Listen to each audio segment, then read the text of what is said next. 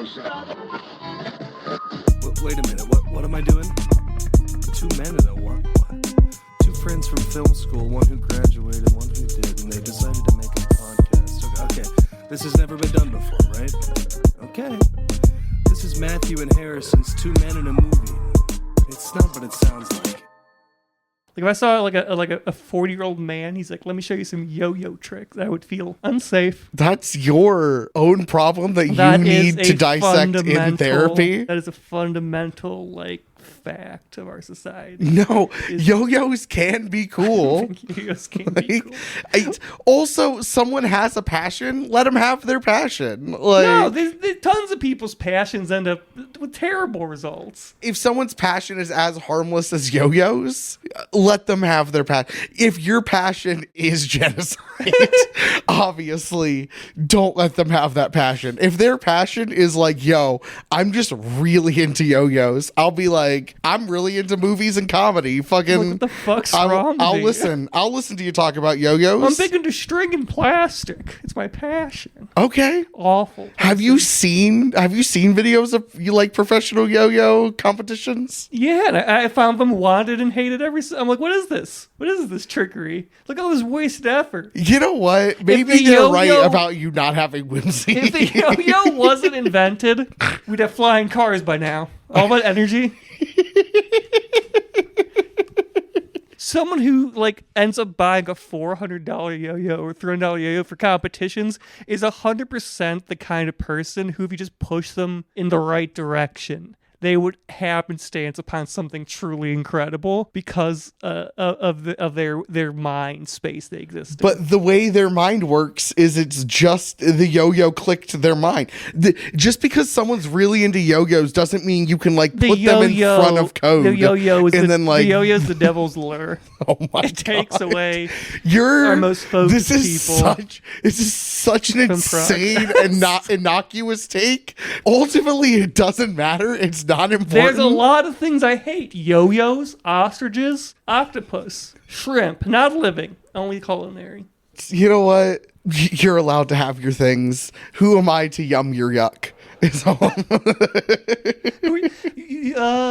Yeah, I guess that works logically, that statement. Yeah. Normally it's yuck your yum. I know. So it's yum your yuck. Just fucking hate ostriches, dude. Listen, that's fascinating. I don't know how deep I want to get into that. How deep do you want to get into this before I just think they're enemies. Oh, it's just it's not deep. You just straight up you're like I see them and I see a threat. It's the same how I feel about octopi.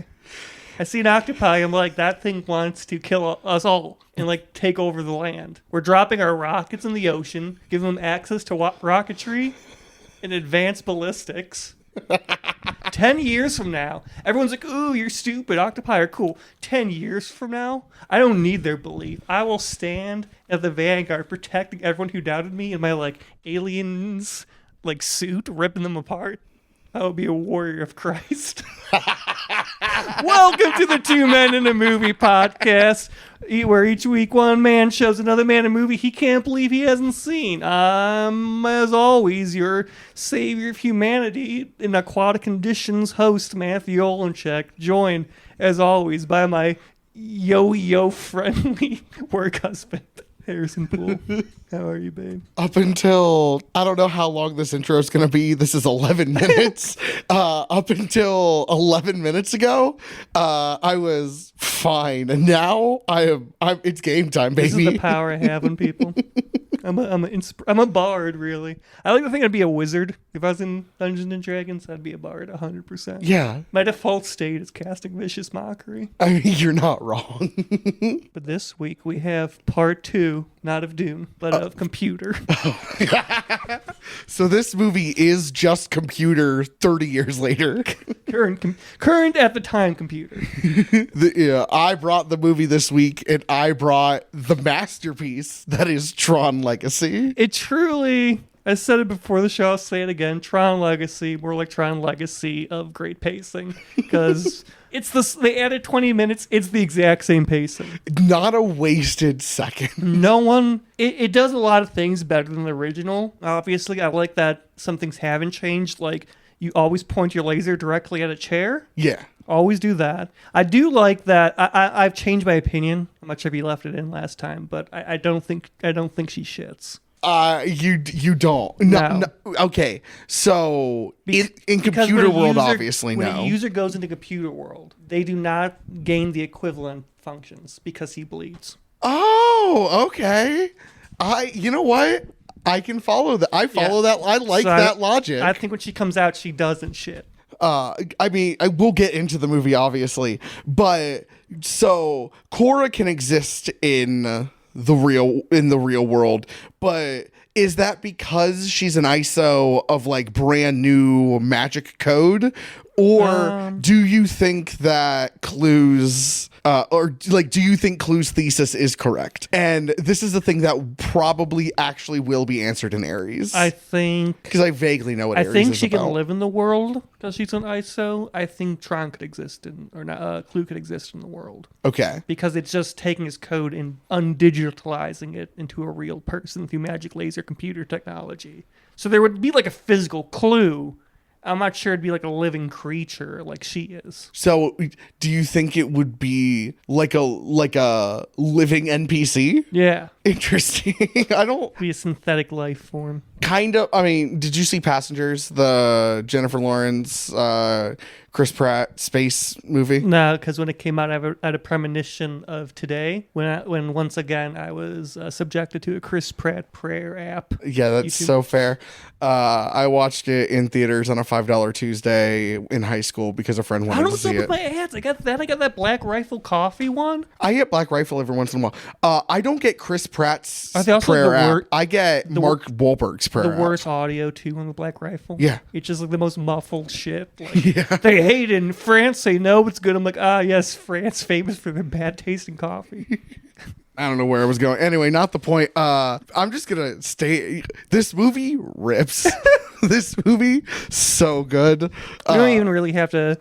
We only have to touch on a few things plot wise because the plot is very similar. 100%. It's 30 minutes longer. It has better story structure. Yeah. The last act is actually an act. And better design. Yeah. And more interesting characters. Yeah. In the grid. They definitely, yes. They made all of the appropriate updates necessary. A wonderful performance by Martin Sheen. Yes.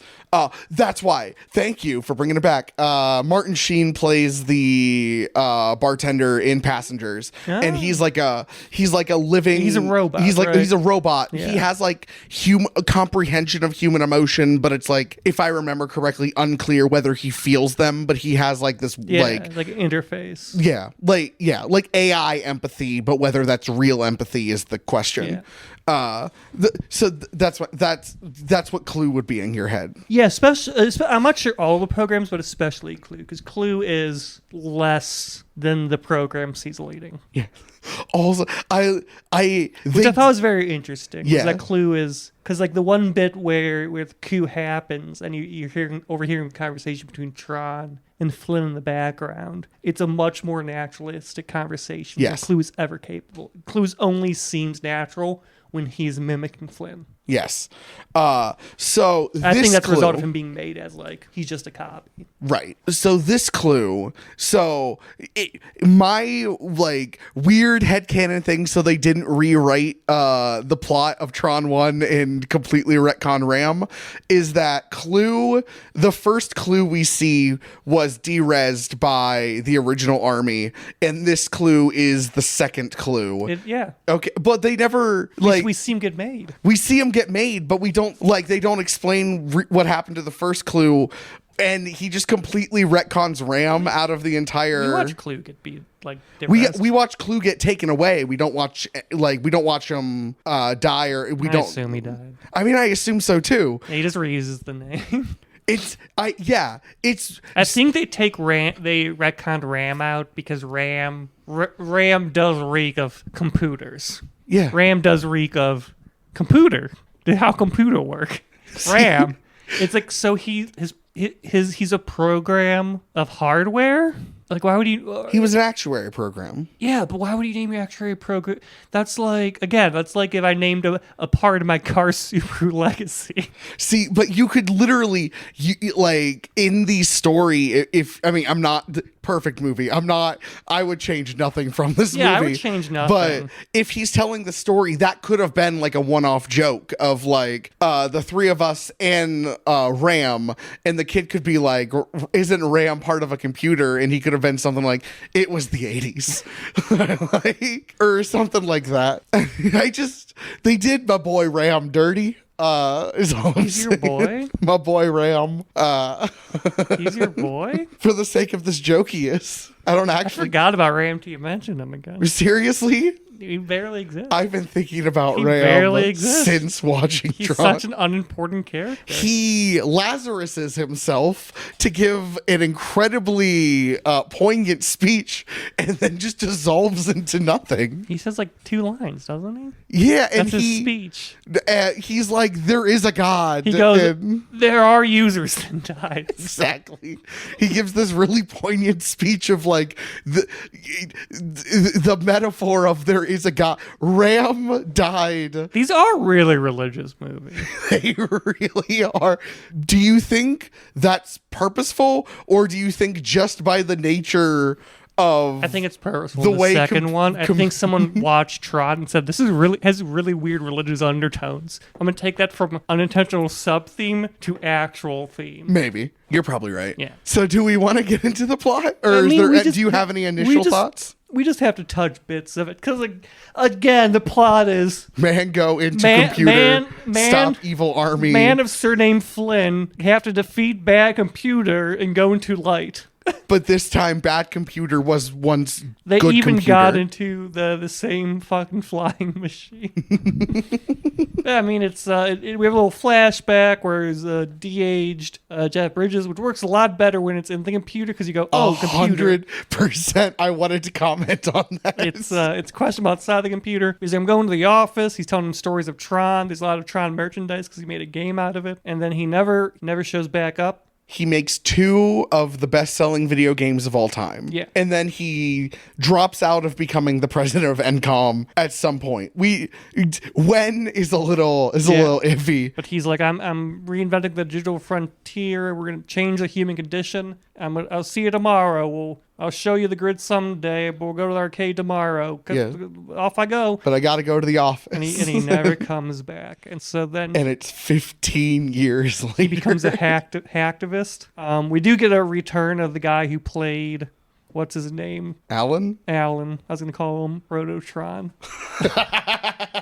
The man who made Tron. And he's there. We never see Tron's face. No. Do you think Alan is just wearing a mask, or do you think they completely recast? And I'm we sure could they actually recast look this with up. a We could look stunt this actor. up, but I think he did the voices for it. But sure, 100%, almost certainly. Why would he put him?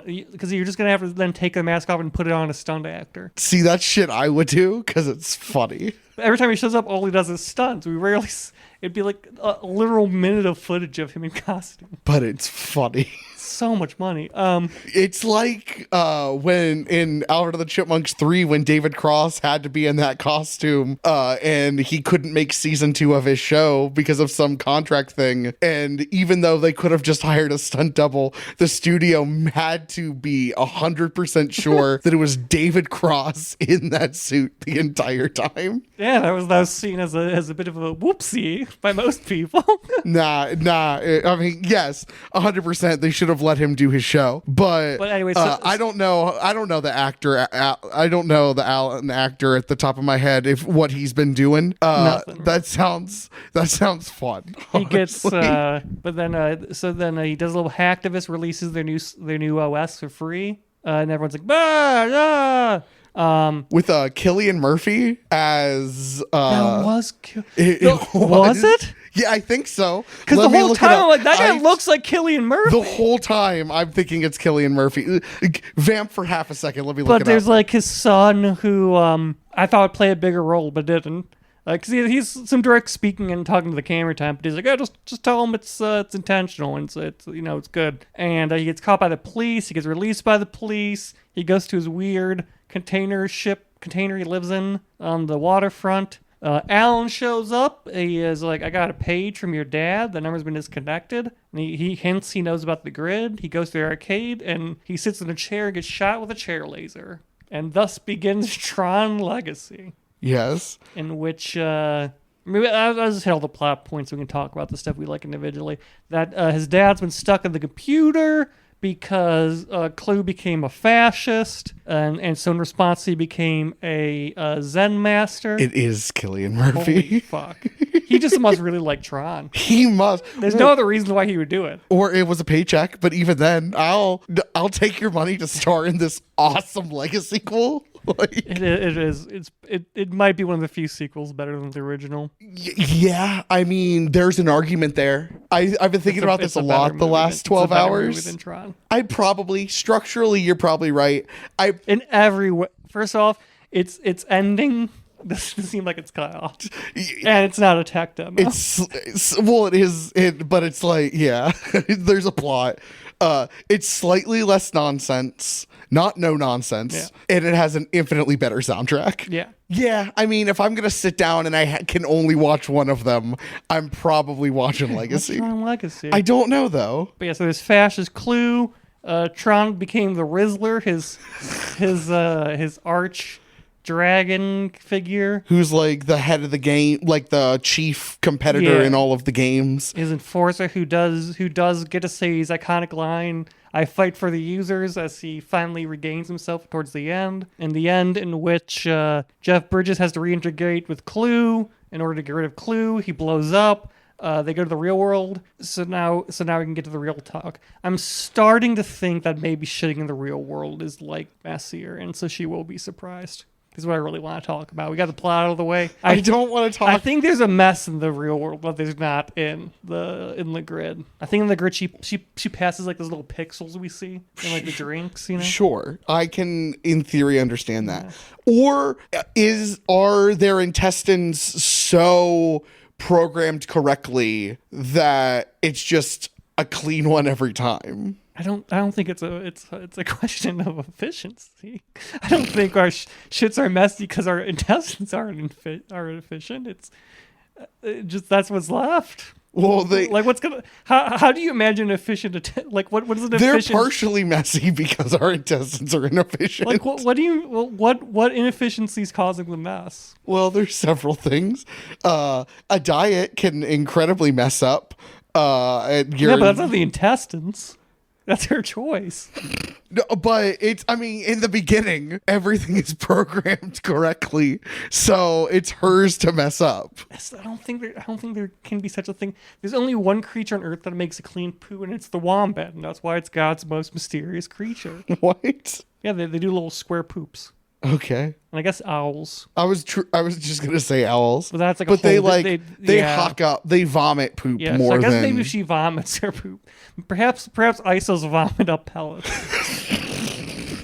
I also like that there's an implied romance, but we don't see it. That they said, oh, this takes place over like 8 hours. Let's not just make a romance happen. Let's just imply the beginning of one, which was, I think, a good choice because a lot of times they'll force the romance. It's like this movie took place in like 3 hours.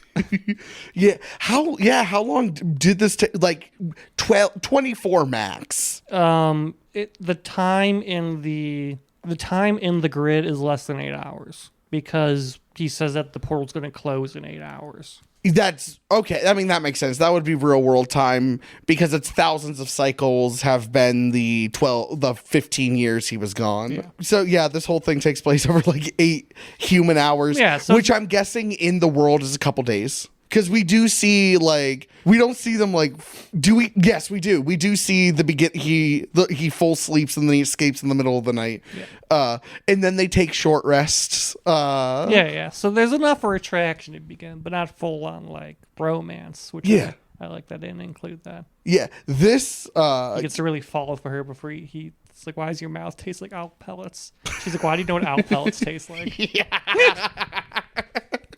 I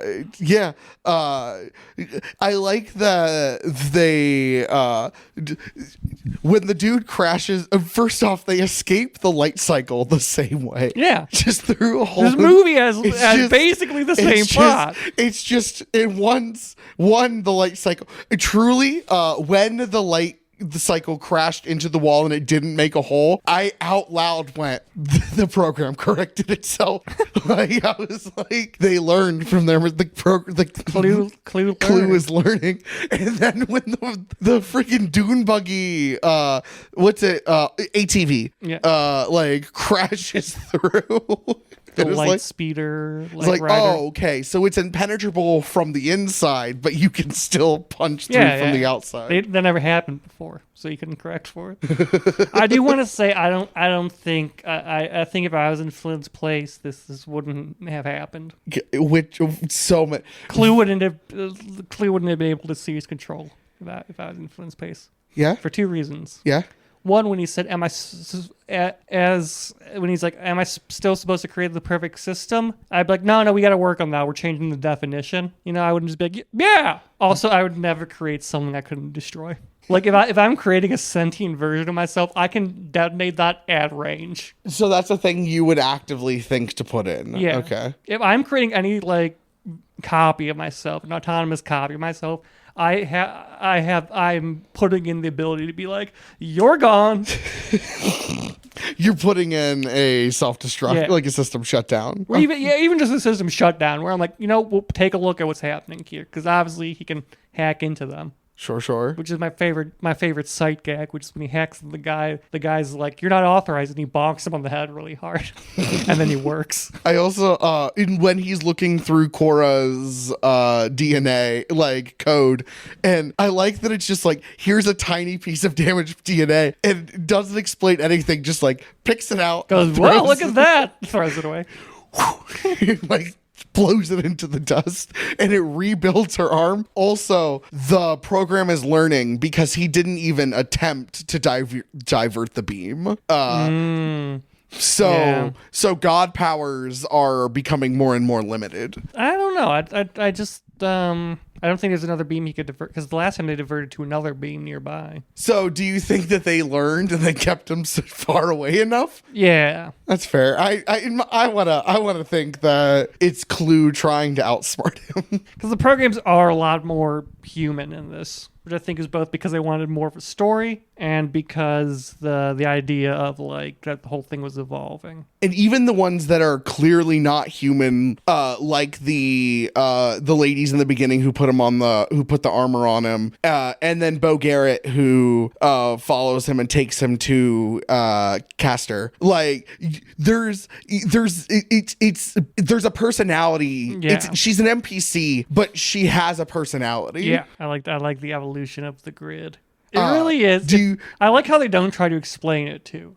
I'm glad that they just accept the premise that Tron, the original, had no idea how computers work. It's like, yeah, there's a rock land. Yeah. Where is this? On the internet? On the grid.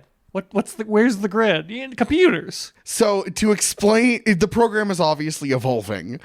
Do you think that is in-world explanation of why everything looks better and more HD? Yeah. Or do you think it's just because it's been 30 years and you can't have it look the exact same? I think it's a happy coincidence that these lined up. There are still a no bunch idea, of stuff like that. Still no idea what the grid is, where it's at, where it's supposed to be. Not somewhere that Flynn could learn about Wi-Fi from. So in Tron, the grid is like a military base, kind of. It seems to have expanded. So is the grid like a city? The grid's a city, yeah. Okay. The grid is a city because Martin Sheen's character says, "I want control of the city." Yes. In that it's but he has Flynn's identity. Yeah, we skip over this a little bit. Clue needs his Flynn's identity disk so he can lead his army of fascist programs into the real world to make everything perfect. Yes, because he needs Clin's knowledge of how the program works, but also the fact that Clin is a human. The fact that Kevin Flynn is a human, would allow them to pass through. I think it's just. It does. You need the registration key to leave. Yeah, because they don't have a Sphinx this time, which was a bit of a letdown. No. Also, I know 100%. They're like, "Bridges, you want to do Tron?" He's like, "Yeah, I'll do Tron." That's my Jeff Bridges impression, just talking slightly louder. I feel like every interview you see him and he kind of just talks like this, He's like, "Hey, man, yeah, I'm zen, I'm chill." He's just a loud guy. But he's like, "I'll do it, but Man, I want to put some of my Buddhist shit in there. Is that okay? I love that. I love that they put the Buddha shit. I want to put some of my Buddhist. also- Can he be a Buddhist? Yeah, he can be a Buddhist, 100%. I love There's literally no plot in Tron, Jeff. We can put in whatever the fuck we want. 1000%. I love that. I love that he has like this laissez-faire personality. He has this like weird samurai patience, and then he's a Buddhist. Yes, but then he also has this like laissez-faire personality of the like, great thing of, like, whatever, man. You're really harshing my Zen here, dude. You're kind of fucking up my whole Zen thing right now. And he says "man" so many times that I thought I was watching The Big Lebowski. I like that. I like his. I mean, he's fighting the Rizzler, but he's got the Riz, that fucking outfit he wears. Oh yeah, The fucking glowy hoodie. So they don't have the goofy helmets anymore. Everything looks good. Everything looks good. I like that they use costuming a lot to tell like the story a lot. Yeah. Like kind of like white cleanliness of the attendants, the showiness of Martin Sheen's character, showing off that ISOs are an advanced form of life because their clothing specifically shows off the shoulders and upper arms. So they truly have a greater understanding of physical beauty than even man. The fact that the Daft Punk helmets signified that they are the DJs. That they are Daft Punk. So, do you think... Big fan of the shoulders, though. I do need to get out of the way. I'm happy for you. When her arm gets cut off, Yeah. It regrows. But when her arm gets cut off, more or less attractive because it's mostly shoulder now. I mean, I'm not really thinking about her attractiveness at that point. I'm just hoping she's okay. Her arm just got chopped off. Okay. I'm horny. I'm not a monster. I mean, detached now, obviously. I don't know. I think Yeah, in the moment, I would like to believe you have something or whatever you call empathy. I think it's the same. I think it's the same level of attraction. I don't think it changes. Okay, cool. So I think the true power of the user is that you hit a bot arm with a program arm with your disc, and they like shut down, their arm starts to come off. Yeah. Either they completely de-res or ISOs, their arms just come off. ISOs are a bit more resilient. Where if you hit a person with that, they go, ow, what the fuck? And then they just bleed a bit. The tiny droplets of blood. Or they just get cut. Like the thing, it truly is that like you're just kind of like hitting their arm with a knife. So they're like, ow, fuck. Yeah. But like they don't shut down. That's the true power of the user, is that they bleed and they don't just, oh, I guess I'm dead. Are there any specific performances you enjoy? I mean, I don't think there's one I don't enjoy. No, but are there any that stand out? Because there's a couple I like that stand Martin out. Sheen, Yep. obviously. Fantastic. So good. He's doing one of the two things he does.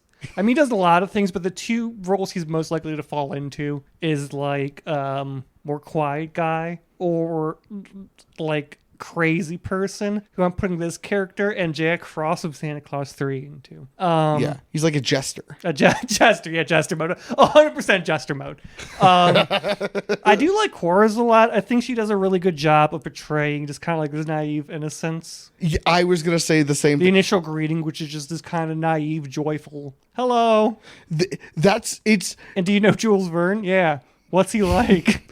Olivia Munn has to walk an incredibly tight Olivia tightrope. Wilde. Oh my You God, why fallen. did you put this in my head? You fallen. Why did you put this in my head? Don't worry, we'll eventually see Olivia Munn when we watch 2017's Predators? Okay. 18s? Yeah. Whatever that came out. Something like that. Olivia Wilde has to walk an incredibly tight line of being like naive, but also incredibly skilled. Like, what's the word I'm looking for? Badass. You badass, but more like capable. Yeah. Like incredibly naive, but incredibly capable. And she's She like has a childlike- part program, but also She has like a has childlike innocence, but she's not a child. right. It has to walk this I line of imagine like that's what part whimsy is. program, but also like sure. Honestly, it's not. It's a little different, but it's not wrong. That's not wrong. That's not. Yeah. Anyway, in Tron Ares, do you think Tron gets upgraded into an MMO? No. No, I think it's a classic. It's just a classic game. Okay. Also, See, in I my would- head, it would be like the Red Dead MMO or like the Grand Theft Auto MMO.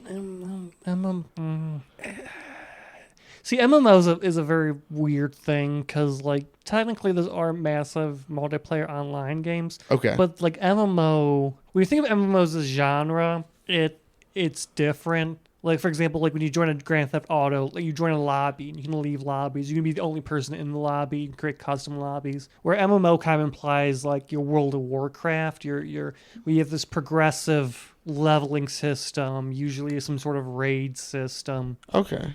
And I mean, we're really past the age of MMO, so I don't think it would be in the movie. Like, truly there's a bunch of like niche MMOs that are like Lord of the Rings Online is still updating somehow. It looks like shit. It's never been updated graphically. I played it once. It was fun enough. It was decent. It was a weird little game. But like, really, the only like successful MMOs like currently are like RuneScape and World of Warcraft. So how do you think?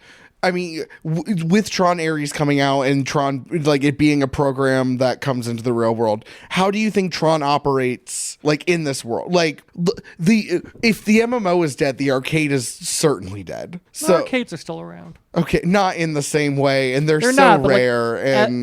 Like MMOs, like it's not dead because they still make MMOs. But the thing is, it's not. We were long past the heyday of MMOs. Sure, like a decade or two in the past at this point. Really, what kept like because we still have like Star Wars: The Old Republic still updates, but truly MMOs started to fall to when no one could dethrone World of Warcraft as like the MMO. Sure. I'm incredibly interested to see how Tron exists in the modern, because I feel like 2010, 2011 was like the exact cutoff. Like arcades were dying, but not completely dead. I mean, Flynn's was, but that was an entirely different thing.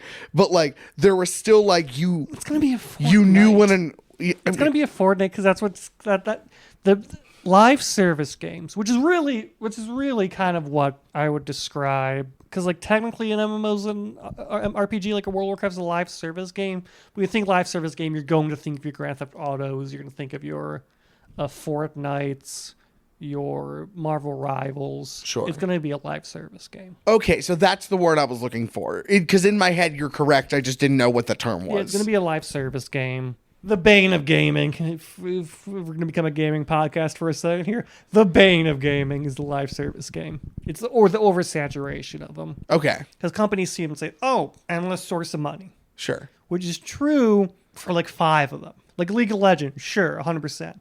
You're never going to have another League of Legends. Sure. You never have another world. Usually, when something becomes a money maker in its genre as a live service game, that's it. Like Fortnite's Fortnite. I'm interested to see like if they had all mentioned, because we have now basically skipped all of console in the last like 15 years. If it's updated, because I do think Tron was one of the best selling video games, but I think it was like a Pac-Man. Because we see the Tron arcade thing. I think Tron will continue to exist as it was. Like it very much is like oh, this is the greatest, like Mother 3 is one of the greatest RPGs of all time, and it hasn't been updated. Sure. It's just a SNES game, I think. So do you think it's it's a Skyrim where it gets ported to every console to ever exist ever? I think eventually it gets ported. Yeah, I'm not sure if there's a push. I think it's probably it'd be like a effort by people who love the game. Sure. I'm not sure the company's actively pushing Tron, I guess is what I'm saying. Okay. Also, NCOM has evolved from being just computers to at least now we have some vague idea they make of processing units. Yeah, like they have we have an idea that they are at least have one fucking focus here. As I said, we do everything computers. We do everything computers, but specifically, so they're like a Microsoft. They're a Microsoft. Yeah. Yeah. This is a short record, but honestly, we just like hit all of the main points. Is there anything that we haven't touched yet that you wanna mention? I'm furious that there's Caster X Reader, but just fucking more core is the only. I'm beyond livid at this. Get off the internet. It's constantly like we're this. recording. Get off your phone. I'm bringing content to this fucking show. We're moving beyond just the movie into the culture around the movie, and I want you to know that apparently the only great deep appreciation for Korra is if she eats a lot is feeder fetish Korra. I think it'd be like one. You think someone would have written one that isn't a feeder fetish? So the thing is, there is Korra fanfic. It's just Reader X Korra. Yeah. Okay. Always a sparse field to reap Okay. compared to any other. Anything about the movie that we didn't mention? I like the vaguely mythical way that they show Flynn Sr.'s powers. Because he does incredible power things, but it's not as, like, flashy. It's not like shooting lasers out of his hands, you know? Sure, he just has the weird force that he can just, like, freeze Clue and then pull him back. So, users still are God. They still have magic God powers. Yeah. It's a movie that it's like the first one, where I'm like, I understand if you're actually trying to analyze it, why you wouldn't like this movie. But just like, It's what I wish. vibe, man. It's what I wish money grab movies were. Yes. It's the perfect corporate sellout It's a sequel. it's a good corporate movie where it's not necessarily a deep artistic piece, but it's a good enjoyable thing with like an original story. It's not just like a fucking endless franchise. They're not putting out 20 of these. No, but it also feels like it's the thing that they wanted to make. Yeah. Like, even if it's Disney and like it's this big like evil overlord thing. Disney still makes good movies. Disney's or what a good movie should be. If it's not an art movie, it's not an A24 film, but it's an original fucking story. They never it's not Marvel. I know they make Marvel, but it's not the fucking endless. Glouche isn't a word, but it's what my mouth wants to say. No, sure. Glouche of content. And It's they're short, changing- it's sweet, Yeah. it's fun. They're changing it now, but do you know what this kind of reminds me of? Is the Evil Dead reboots. Like, Yeah. every every 10 years, 15 years, we just like, here's a new Evil Dead movie. Have fun. Yeah. And now Bruce Campbell and Sam Raimi are like, instead of every 10 years, let's do every like 4 or 5. And like, whatever, do your thing as long as the product is still rips. Like, I haven't seen Ares. I don't know much about Ares. I'm so excited to watch Ares in theaters. It's a lot of complaints about movies is that all these remakes and sequels, there's no original ideas. With these, like with Ares at least, they're exploring something that hasn't been done with the property. They have this world, and they're like, what if it came to the real world? That hasn't been done yet. Yeah. It's not like these 20 fucking Jurassic Parks where they're like, what if there was a new dinosaur? Yeah, it's the last 5 ones. What if there was a new dinosaur? They're all like, what if you made a new, even more special dinosaur? What if Godzilla and King Kong team up to fight Mothra? I'm fucking hate King Kong versus. I hate it so fucking much. I mean, I don't like it for my own reasons, but They have an interesting idea with a television show, which is kind of in the same universe. sure. Like the idea of like the whole like Hollow Earth society and shit. Yeah. And then when they make the movie, it's like CGI, big monster fight. We're drooling simpletons. There's no consideration of what does it mean to have an endless war in your heart and refuse the one thing that can fix you, a simple kiss. And I mean, we'll have to, sure, a kiss can fix you, obviously. A kiss can fix you. Well, we will have to see later this year That's why he what wanted we the think of Tron ISOs to Ares. come out. But I love that this isn't a media franchise that has been done to death. Sam. It's one of the few cult like things that they have just like every 15 to 20 years, someone's like, oh shit, we actually have something to add to this. Even if that thing is we're about to lose the copyright, but let's let a creative team like Sam, man, these ISOs are going to change the world. No more disease. Yeah. If she just a little kiss from an ISOs, man, will fix you. I think in some level that Disney views Tron as a tech demo, that they just don't care. Obviously it's a Disney movie and they have Disney corporate overlord watch, but like they seem to just like let these two dudes just be like, you know what, fuck it, like I don't care, dude. It's something that they have. I don't think they view it as a possibility for great success, but they view it as every so often we can make a Tron movie and it'll make money. Yeah. Not a ton of money, but it'll make money. This was a big budget. This was $170 million movie. Yeah. How much did it make? It made $400 million. How much did it cost? 170. Not the huge success they want, but It tripled its budget. It makes it It money made back. just under half a bill.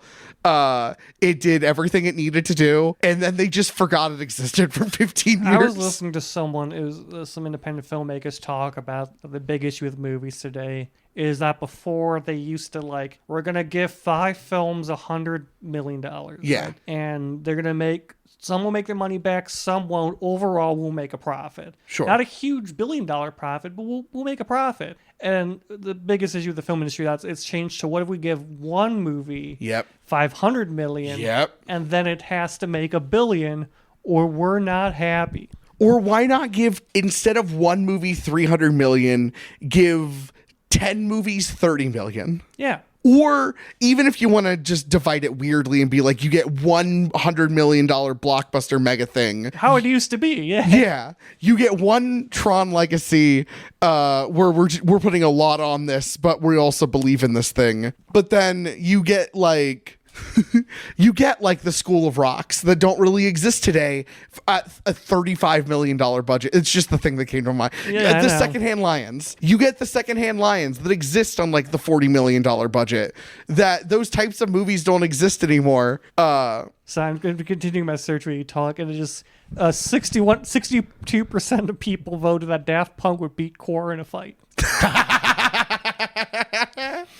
That's the No, you know what? This is Forget this my is rambling. something I want to go in. I'm because Tron is such a even with the bigger success of it, it's still like a very niche thing to be into Tron, and so it's something I'm utterly fascinated in, just reading like Tron on Tumblr, just seeing what people are writing about. Yes. Forget my spiel. Forget my everything about the state of the movies.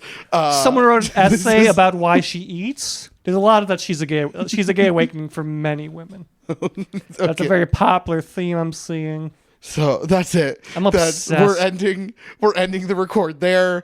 Daft Punk would beat up Quora in a fight. Actually, that's a good take I want to talk about. Yeah. Someone's like, I like that Sam cries in this movie. It's a very men are very emotional in this movie in a Yeah. very realistic way, which is nice. Yeah.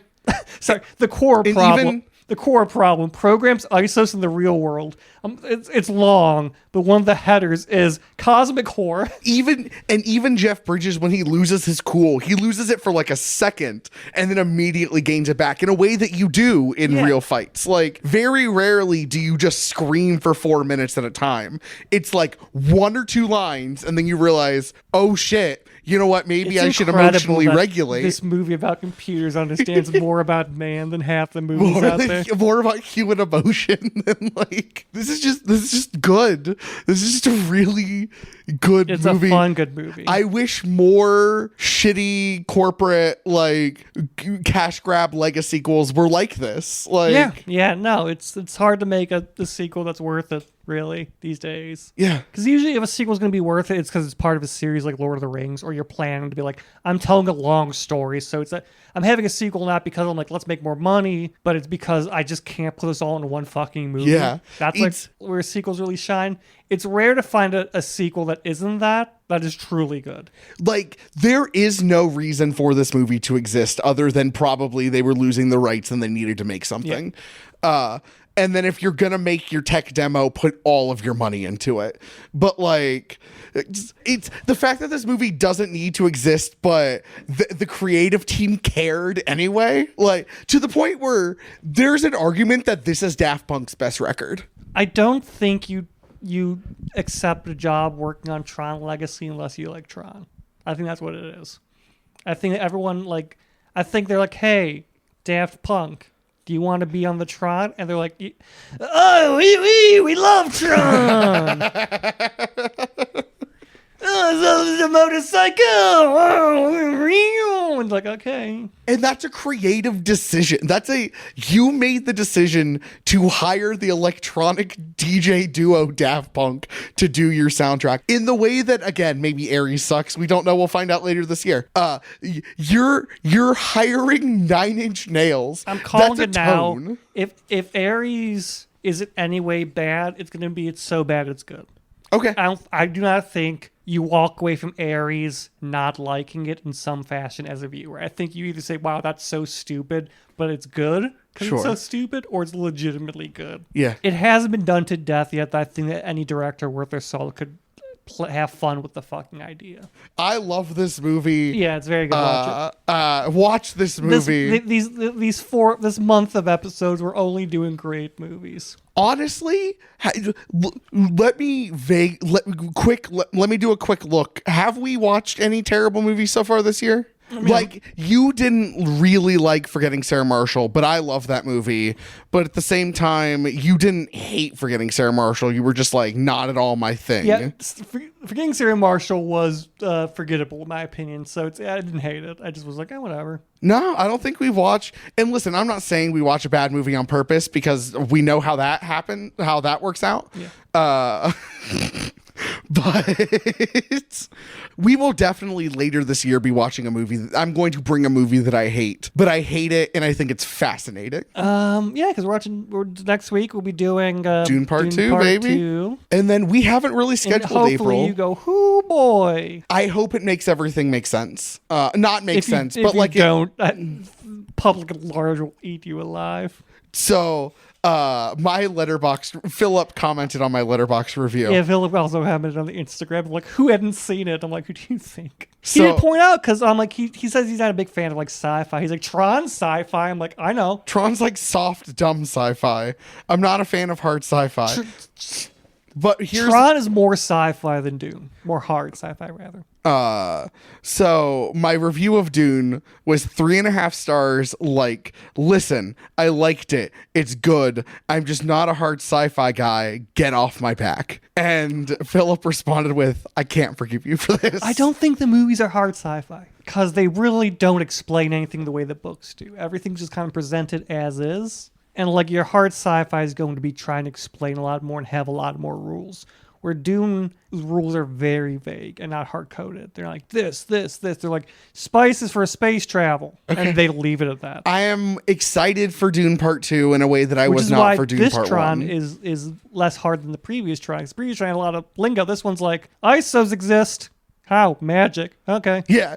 Is okay. I think I've said this before. Looper is perfect sci-fi. Like for me, is like, here's these weird science fiction elements. They kind of have rules. And then he will literally sit down and explain to you, the rules don't matter. Like, just watch the movie. Do you view Dune as hard sci-fi because there's spaceships? The first one is less hard than I thought it was going. The books are more hard sci-fi. The books are hard sci-fi. I tried reading the book. Yeah, I don't blame you for not getting past the book, but like the movies are more. They're not a space opera, but they're closer to a space opera in how they're presented. Yeah, I will admit that the movie was less hard sci-fi than I thought it was going to be because I got about 10 pages into the book and I was like, I'm good. Yeah, no, the books are hard. The books are hard sci-fi. Okay, cool. But yeah, I'm excited for Dune Part 2. Closing thoughts? I think that you all need to go out and watch this movie, and then you need to write Quora X reader fan fiction. Honestly, I agree with that. I'm gonna start our socials a bit early. If you this one of our socials, we'll do the other ones later. But if you email me at 2menmoviepodcast@gmail.com, Quora X reader fan fiction, and I like it, I will Venmo you $5. Someone needs to take you up on that offer. I have to like it. It can't just be bad. I have to like read it. And I have to be like, I thoroughly enjoyed reading this fanfic. So do you have to enjoy reading it, or do you just have to make you horny enough? I have to enjoy reading it. Okay. If I think it's well written, I will share it on Instagram and we'll give you a shout out. But I will only pay for something that I legitimately enjoy. All right. Maybe you do some yandere stuff. Hook, line, sinker me. I'm a slut for yandere. I'm a fucking dirty whore for yandere, dude. Basically, my thoughts are the same. I mean, they're not the exact same. Obviously, I'm not going to read the redirect. Yeah, it's not a deep movie, guys. It's not a deep movie, guys. It's a good movie. I actually, you know what? If Matthew thinks it's good enough and he legitimately recommends it, I'll probably read it. I'm not going to read your Reader X Cora fanfic because I'm not... Cora X Reader. Cora X Reader fanfic because I'm not weirdly horny on Maine. It doesn't have to be a horny one. Fair. It can be platonic as long as I like it. it. As long as there's more Quora. All right. Do you want to do social? Yeah, so we wrote an email. So you can find us on Instagram at 2 Men Movie Podcast. You can find us most things 2 Men Movie Podcast, except for Facebook's not. YouTube, which is 2 Men and a Movie Podcast. You can find me at Midwest_Magician, where I will also accept core fan fiction submissions. Maybe the more risque ones. Don't send me smut. I actively hate X-rated smut. I'm not reading X-rated for smut. Oh, what? I don't like smut in my X-reader. That's a wild thing. I like a nice platonic or romantic feelings-based fiction. I don't want to read smut. That's a take that surprises me that we will talk about off mic. You can find me Instagram, TikTok, Meta, the basically Meta and ByteDance. Lemonade, Instagram, TikTok. You can find me on Facebook probably. I'm Harrison Poole. You can look me up. But harrisonpoole.com, HarrisonPooledotcom, harrisonpoole.com. Thank you so much to Tristan Hostetter for our theme music. Thank you guys for listening. Tune in next week for Dune Part 2. Adios. Goodbye. Hugs and digital kisses. This is Matthew and Harrison's 2 Men in a Movie. It's not what it sounds like.